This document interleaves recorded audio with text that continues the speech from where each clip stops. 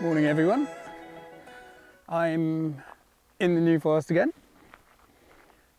Today I am bringing out the big guns. This is the 200 to 500mm F5.6 Nikon lens on the D850, and I brought it out today to see if I can get some pictures of deer in the heather. It is still holding on, as you can see in the video.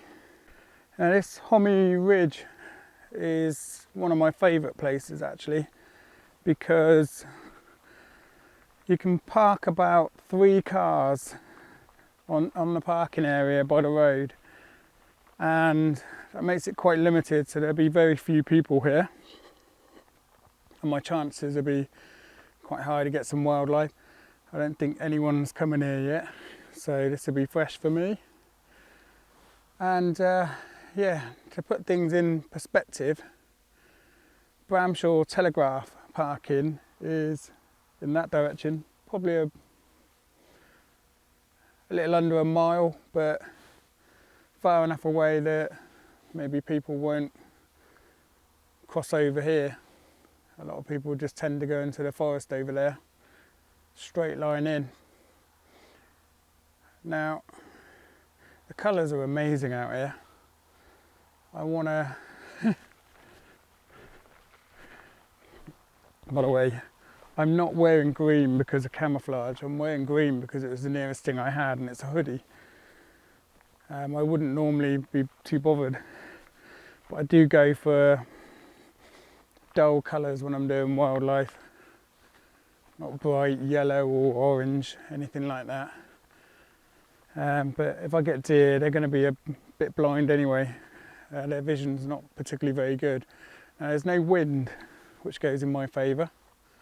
I've never done a wildlife photography video.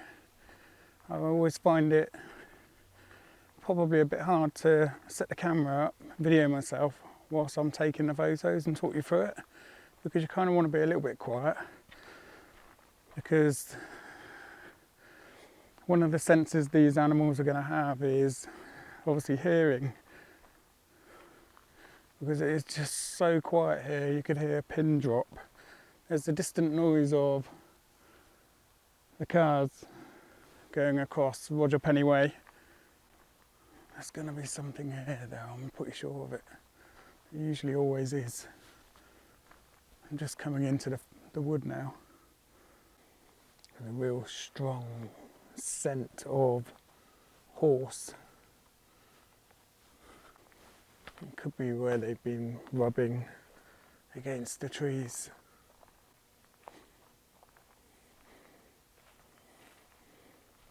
Or their horse poo. I'm just coming to the other side of the wood now.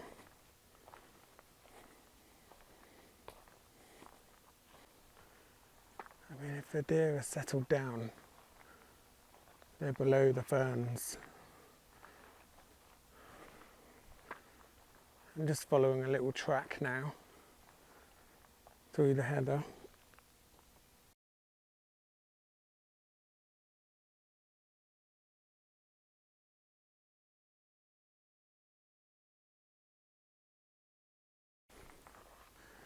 Now, if they are hunkered down in the ferns here, the obvious thing I would look for is the antlers. We are getting to that time of year when we're coming to the rut. I don't know what it is, but I've got a bit of a hawk eye for spotting movement. My hearing's bad, but my eyesight is still with me, so hopefully that'll be a long time to come as well.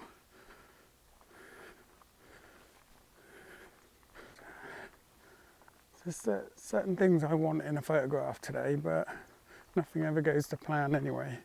So ideally in my head, I have a deer at the end of a track in a clearing.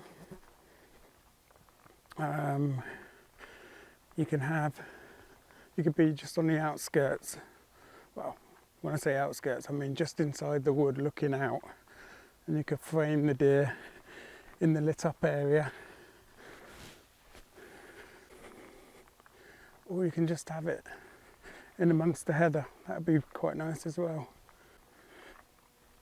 As you can see, I'm not really wearing a backpack for this trip, and there's a reason for that.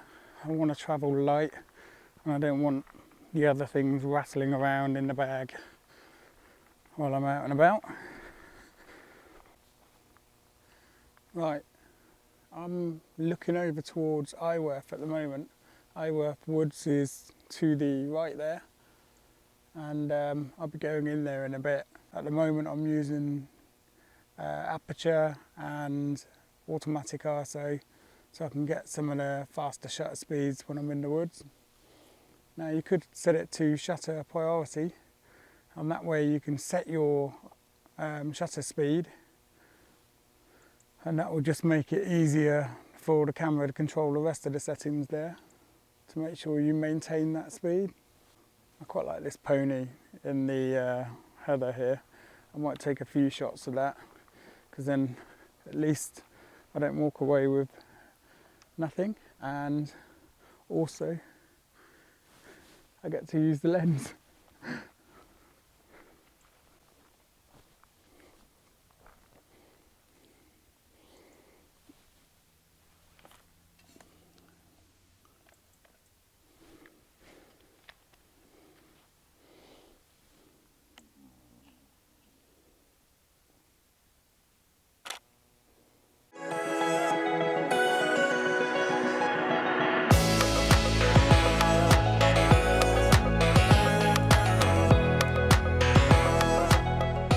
I've set the aperture to 5.6 here, so it's giving me an ISO of somewhere between 280 and 320 and a shutter speed of 500, which is enough for, you know, slower moving animals like horses and deer. But when they start moving fast, obviously you want a faster shutter speed, probably around 1,000. Such a beautiful view here. I know what you're thinking. You could just go to a deer park or zoo or something, and as nice and easy as that is, there's something a bit more satisfying about being in the wild and capturing the image without too many people around. You've got a place to yourself, you've got a little story to tell when you take that photo.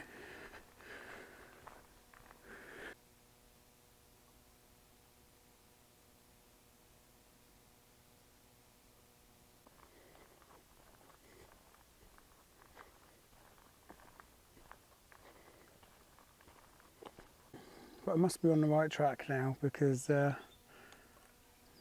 I just show you, there's some deer poo.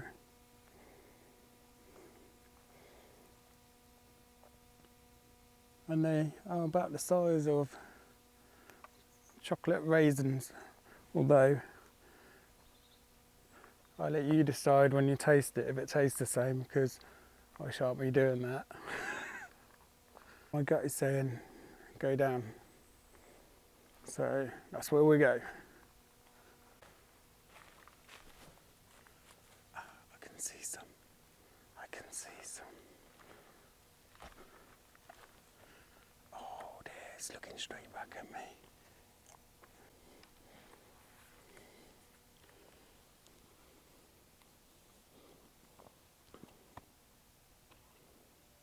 Going to the full 500 mil.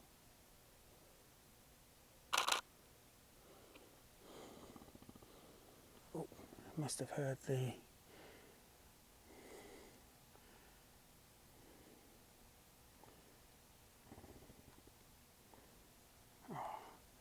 I've got some nice shots there, so I've got something to come away with. Obviously that would be quite disappointing.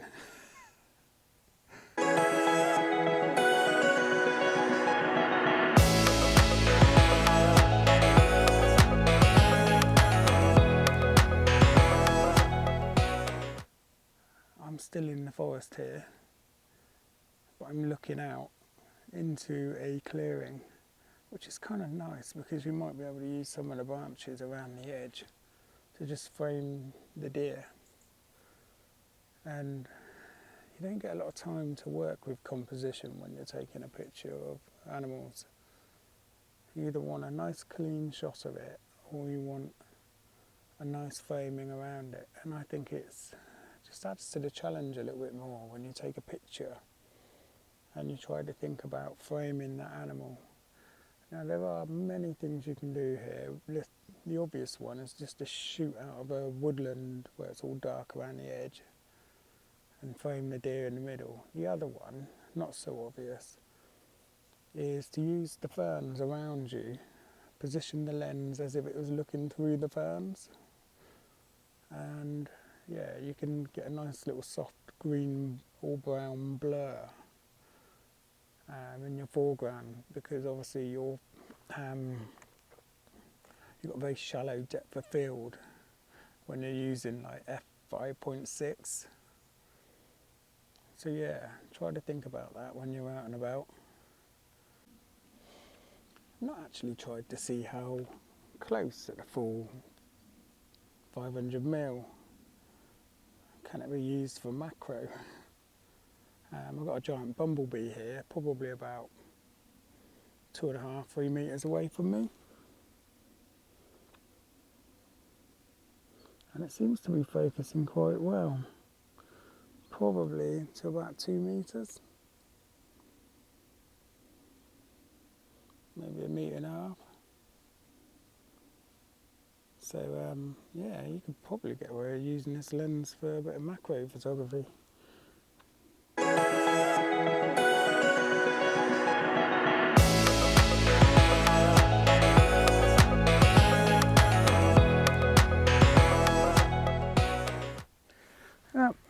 My first impressions of this lens is, well, actually I'm quite impressed.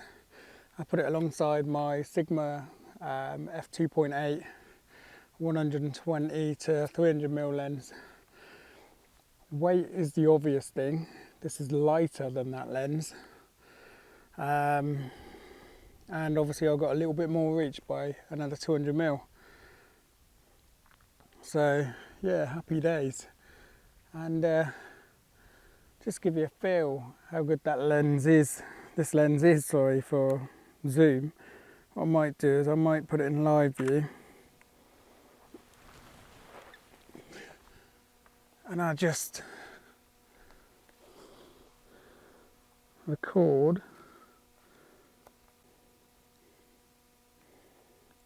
this is at 200mm, and then I will zoom in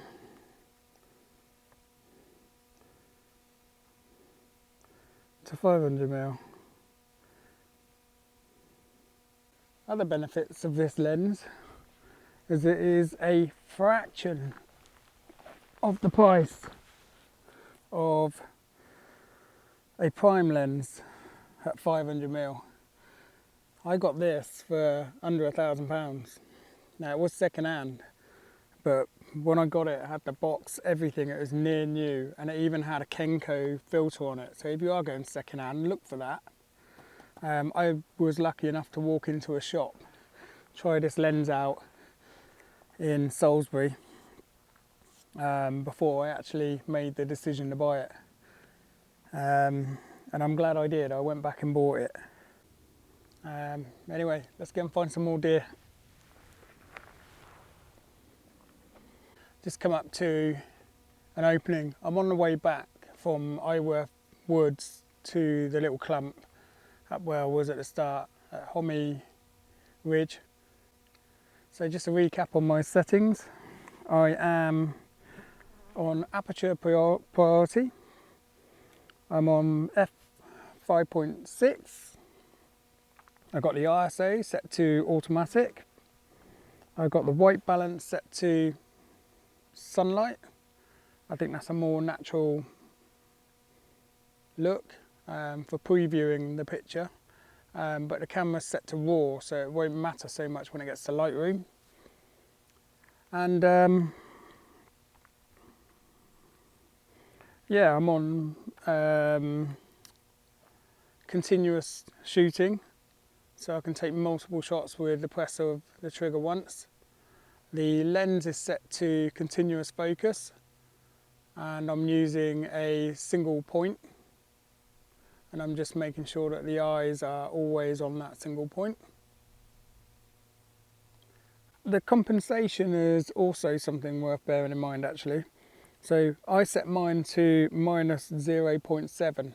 That's to guarantee that the shot will always be slightly underexposed. Oh, there's a hornet there. Oh, I'm going to get that. I don't know why, it's on the heather.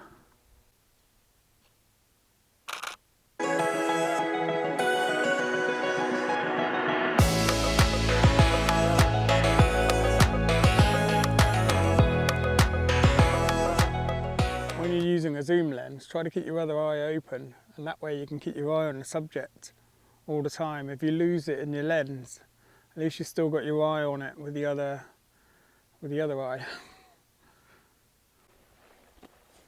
Not sure why there was a hornet on the heather. I mean, it could be looking for sweet nectar, or obviously on the hunt for other flies, insects. But yeah, nice little thing to see. You always see them in flight, you don't see them really stopping, so yeah, it's quite interesting. Anyway, let's move.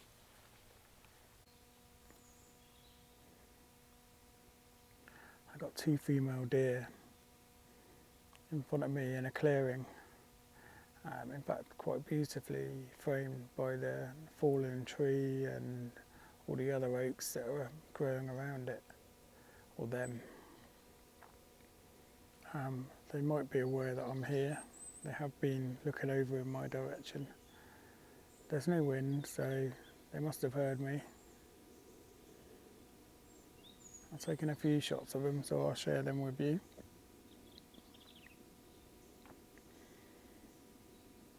Sometimes it's good just to put the camera down and just observe.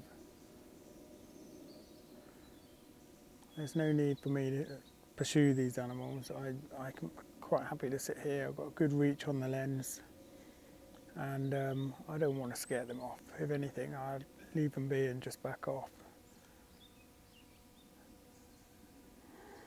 But if you put your camera down and just watch them, they might come towards you. And sometimes these are quite precious moments that you can take away with you.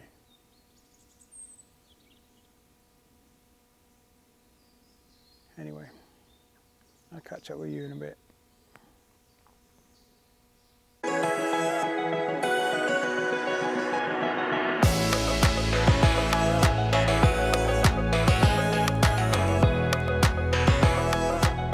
I'm going to head back to the car now. The light has got up quite high. Still soft though. It's not harsh. It's not casting really deep shadows. So still nice conditions to shoot in. So what have we learned today? So aperture mode. Don't be afraid to use it. It's there on your camera. It's to make your life a little bit easier. When you build up a bit more confidence, flip over to manual, have a go in that. But one thing I will say about that is, even me, I wouldn't call myself a pro, but I'm certainly a semi-pro. So I do flip back every now and again to aperture mode. It just makes my life easier. All I concentrate on is the framing of the subject, composition, just to get that right. That bit mainly to me is the bit that makes or breaks a photo, so I'd rather let the camera deal with the rest of the settings. There are other YouTube videos that tell you how you can set up your camera for wildlife, so you can set up boundaries for your ISO, how high you want them to reach and how low you want your shutter to go. You set these parameters up in your camera and save them in one of those memory banks. I call mine wildlife, but that can assist as well, and it's always useful to have, because then you won't get your blurry shots. You always come away with something quite manageable. So yeah, another day in the New Forest. So if you haven't yet liked and subscribed, please do. It helped me out a lot.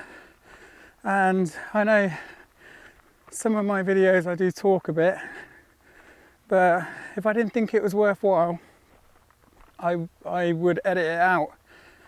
So, I mean, to me, even when I look back on these videos and my child or my wife, it's kind of like telling a story to me. So I'm going to keep doing what I'm doing. I won't change anything at the moment. But yeah, if you have a comment, drop one in. I will listen to you. And hopefully what information I do give is useful to you. If not, just giving you a location to come out to. So until next time, bye.